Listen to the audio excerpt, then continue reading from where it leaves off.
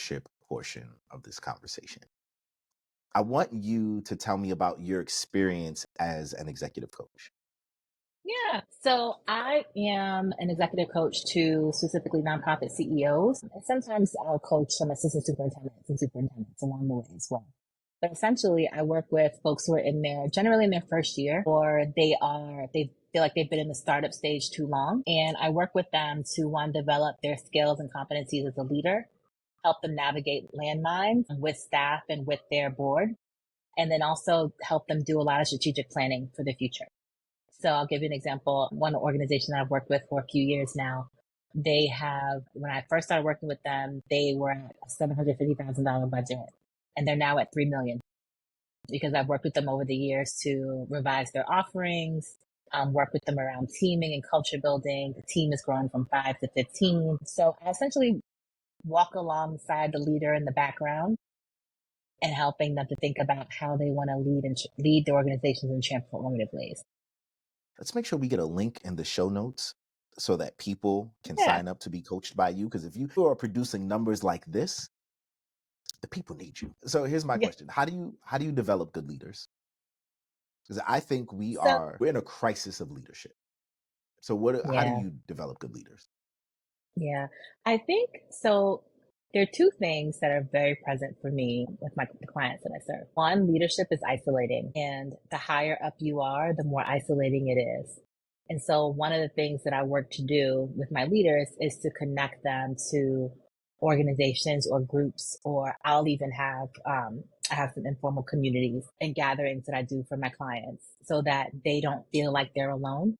And then the second thing is, and a lot of so currently I have two kinds of clients. I have clients who are founders of their nonprofit, and I have CEOs who are the second or maybe third leader that the organization has had. So in both cases, I'm dealing with the imprint of the founder but it manifests in multiple ways. When the founder is still there and still leading, there's one set of challenges, right? Because the skills needed to start up the organization may not be the same skills needed to scale the organization. And so we do a lot of work around that. Our nonprofit CEOs who have now taken the place of the founder. It's important. So I'll say this as a first. Organizations take on the character of their founder. Whoever their senior leader is, whether you have a CEO title, executive director title, the organization takes on that culture. And so when that leader is removed, for whatever reason, they're retiring, they're just going on to do something else, right? That culture, that ethos is still there. And so a new leader coming in has to, one, assess that, find the strengths, find the weaknesses, do a lot of change management work, and that can take various forms. And then they have to be knowledgeable enough to set a new vision for the future. So that's what I hope leaders do. We're gonna approach both of these, and I'm gonna start with leadership being isolating. And I want to ask a question: is leadership isolating, or do leaders isolate? And the reason I ask is because I have worked with a number of leaders along the way in various sectors who very often go, I'm at the top now. No one else understands me. I need to remove myself from them. I need to go and find my group of people who are in exactly the same place that I'm in because they're the only ones who get it. And what's often missed, I feel like in those times are, let's say you're executive director and you're like, I just need to be in a cohort with other executive directors. And now you can go and you can complain about your deputy director who might be bringing something very valid to you, but your cohort of executive directors are going, oh, that's just how those deputy directors are. And so I wonder, is it a either or? Is it a little bit of a both end? So it's a both and. Your example is so funny because I have heard this a lot. I've heard this quite a bit. I'll tell you offline about the one that comes to mind. Yeah, so it actually is both. So I think that before I go deeper into my answer on these things, right? CEOs, executive directors are still human beings, which means they still have flaws, they still have insecurities. And when you are at the top, those things are magnified, which means, and the reason people bring in people like me, coaches, is because they can't hide anymore because everyone's looking at them to have all the answers. And some people are faking that they have all the answers and they're good at that. Some people actually do have all the answers, right? And these are like our unicorns, right? And then there are some who crash and burn, right? And so that's important to remember. So when we talk about, is it isolating? Yes, it is isolating. Why? Because those below you are looking to you to have all the answers and you may not have them all. And I've worked with CEOs who go to their senior leadership team wanting to create a collaborative experience, and the leadership team, and it's mixed generations, so I can't say like this generation did it, right? So like their leadership team is saying, well, you're the one in charge now. Like you just tell us what to do, right? So if I, as a leader, am coming to the work with an orientation of wanting to be collaborative, of wanting to connect, of wanting to have meaningful, positive, I mean, God forbid, joyful relationships with my senior team because we're about to do some Joy real hard. at I work. know, it's like a curse word. Right? Joy at work. Like, why are we doing that? Right? Like, if I want those things, if I want to bring that to my team and my team says, nope, you just tell us what to do. I don't want, like, nope, you just tell us. You just tell us. Right?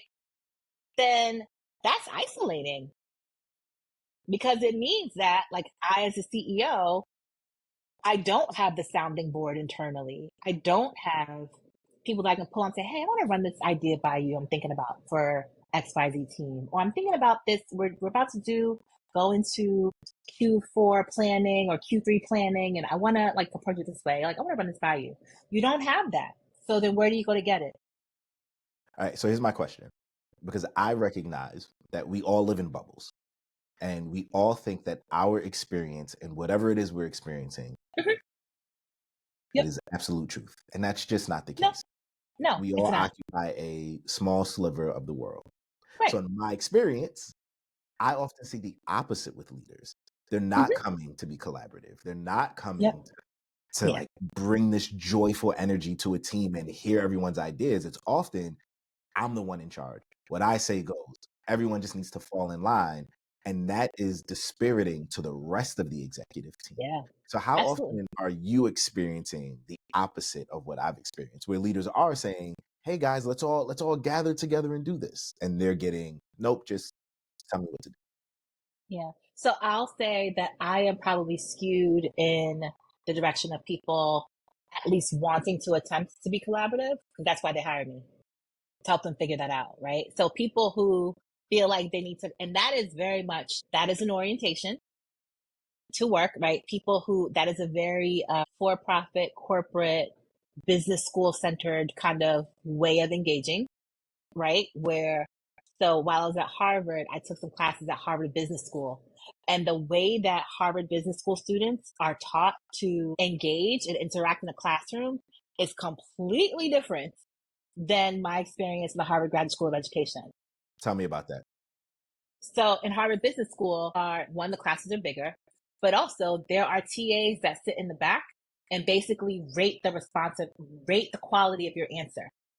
And so part of your grade is based on how forcefully, how confidently, sure of yourself, essentially, that you sounded, even though what you said could have been complete crap, or racist, or misogynist, or classist, or I feel any of like those this breeds things. some problems and kind of explains some things. Yeah, there are articles on that too. Yeah. Absolutely, right? So if you are dealing with people, right, who are, this is literally how they're being groomed, and this is the ethos, right? And I only, in terms of my exposure, I've only been to classes at Harvard Business School of Ed. So like that's Harvard Business School. So that's the only comparison that I can make. Um, I don't know how other business schools are run, but it's very much like you have to come in like you know what you're talking about and like what you're saying is right, even though your numbers are off and your data is off, but you sound real sure of yourself and you're being Some might say aggressive, some might say assertive, right? Depending on who and what I you think look it like and where depends you're from. on what you look like. Because I've had Exactly. conversations where I have said things in the exact same way other people have said things, but Hmm. somehow they're passionate and I'm angry. Passionate, yeah. Mm. So, oh, Fascinating word. really? The exact same words in the exact same tone, but I'm angry. Okay. Yeah. Yeah. Yeah. Yeah. All right. So this is I, fascinating. mhm. Yeah, The it's funny that you say that about passion. I had an experience in the workplace when I was an assistant superintendent where a school leader was very passionately saying things, defending racist behavior in a school, and I had to say to him, I said, "Your passion makes me uncomfortable, and I no longer feel safe in this conversation." And he looked at me like, "You don't feel safe?" I said, "No, I don't feel safe with you." I said, "Because this," I said, "one, I'm an assistant superintendent and you're a school leader, right? Like one, there's some issue here in terms of tone of respect for the roles and positions that we occupy. Two, you're defending racist actions, like blatantly, overtly racist actions. And three, if I spoke to you in this way, you would be ready to file a suit against me. MCAD would be calling me right now. Massachusetts Commission Against Discrimination would be calling me right now, saying that there's been a complaint filed." I said, "So your passion is actually derailing this conversation." See, so and these are the things I'll say, like that kind of thing. I think millennials know how to do that really well, and Gen Z would be served by learning the wordplay. Right? They would be served by learning the wordplay as opposed to because Gen Z, I mean, they ain't taking no prisoners. They're like, "I ain't doing this. This is what it is, and that's it." Right? But there's something about, if you think about longevity, there is a finesse that needs to be developed. Because I think it's important to, like, the next set of senior leaders are Gen Xers. And there are all these videos on how they're the federal bunch. And they're all about grit and resilience. And they don't have time for any of the things that we millennials or Gen Zers care about, right? So, if Gen Zers want to survive in Gen X organizations, they've got to learn the navigation skills, not just yeah, the that's a advocacy, but they got to learn the navigation. yeah, I think that's a really astute point that you bring up because a lot of the leaders I talk to who are struggling with Gen Z are millennials, elder millennials and Xers. They're the ones who are like, man, we're hiring these kids now and we don't know what to do with it. They're frustrating.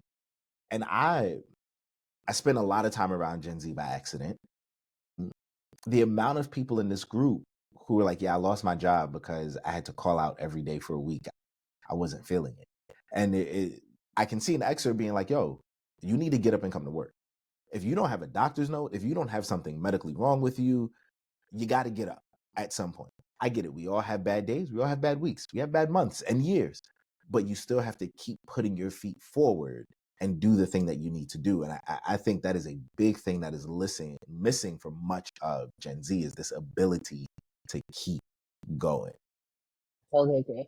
I Now, totally you agree. had mentioned that other thing about leadership, which was culture and how workplaces take on the character of their senior leaders. So, my question to you is how would you coach someone who is coming into an established culture but recognizes that that culture needs to change? How would you coach them through trying to change that? So I think that particularly in organizations where there's a lot of abdication of responsibility and a lot of deference of accountability, right? I'm going to defer the accountability to someone else. Um, you've got to work to build collaborative accountability structures. It's sort of to give you a visual, it's kind of like when two siblings are fighting and you make them wear the big t-shirt and they have to work together and like function together in the shirt. You've got to kind of create experiences like that, like for your team. That is a very elder millennial reference of you. Very elder millennial reference. Yeah. So just to get the visual, but you got it. See, look at that. I know. Well, as I'm a pure Yeah. millennial. You're an elder millennial, and then there's younger millennials. I'm pure. Yeah. Yeah. I get it. You're pure. Okay, sure. All right. As we'll wrap up this kind of leadership portion, I do want to make sure that we get a link in for your coaching services because Yeah. we're all about spreading the love. Yep. What would you say? Because this is a really big thing for me right now. As I write about leadership, I talk about leadership, I give talks for leaders, I coach some leaders. What do you think for you? Because everyone might have a different answer. The three most important characteristics of a leader. Mm. Wait, I'm gonna ask that again so I can get like a clean reel out of this. What do you think are the three most important characteristics of a leader? Flexibility, courage, and innovation. Flexibility, courage, and innovation. I don't know if I've had anyone ever say innovation. Yeah. And now I'm going to ask you to go a little bit on that. Why do you say innovation? Yeah. So I think for me, I'm just by nature of the work that I've done, my brain has been required and groomed to work on innovation in terms of creating new projects, creating new pathways, creating new opportunities for people, right? Like my life's mantra is really creating opportunities for others to thrive, and particularly for young people to thrive, because I know as a first generation everything, right, that's difficult. And when there's no road paved for you, you spend a lot of time bumping around trying to figure things out. And if there's a way to make that easier, then I think that we as elders or those who've come before, like it's our responsibility to do that. So I think, so one, I'm oriented towards innovation. Two, these are unprecedented times. If you think about the speed at which technology, AI, all of that, the speed at which it's moving.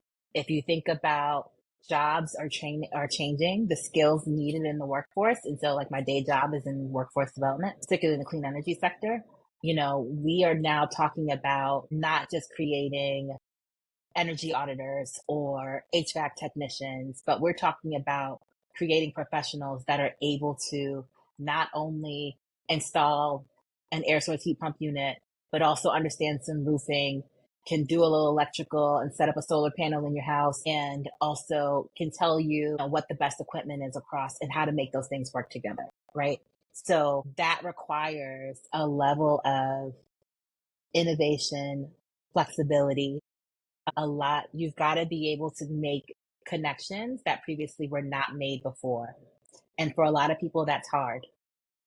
I think, particularly those who are in very technical fields, there is often one way of doing things, and people are trained in that one way of doing things. But we are being required to more so than ever. And when I look at like what my workforce trainees are required to do, I look back to my high school students from 20 years ago and I say, had they learned the critical thinking skills, the critical reading skills, the critical writing skills in their K-12 education, they would not only be able to be successful in this space, but they by now would and should be leading in this space. Because if I train you in one set of clean energy technology tomorrow, next month, an updated model comes out, you've got to be able to apply what you know to a new context. And there's a lot of abdication of responsibility, a lot of fear of failure, fear of trying and messing things up that's prohibiting adults now, right? That's what we're talking about. Prohibiting adults from progressing in their careers going forward or from entering careers that actually have low barriers to entry and are lucrative in the long term. I think we didn't even touch on this, but so much of that you talk about these adults now. And there's a lot we can talk about in terms of psychologizing Gen Z, which maybe I'll have you back for part 4. And we'll just talk about your work as a mental health counselor. If you've been enjoying this conversation with me and Dr. Charisse Taylor, I encourage you to like, comment, share, all the things I ask you to do every week. And tune in next week as we continue with part 3 of our conversation, looking at preparing for the future. Love you, appreciate you. Thank you for tuning in every week as I ask you to tell me more.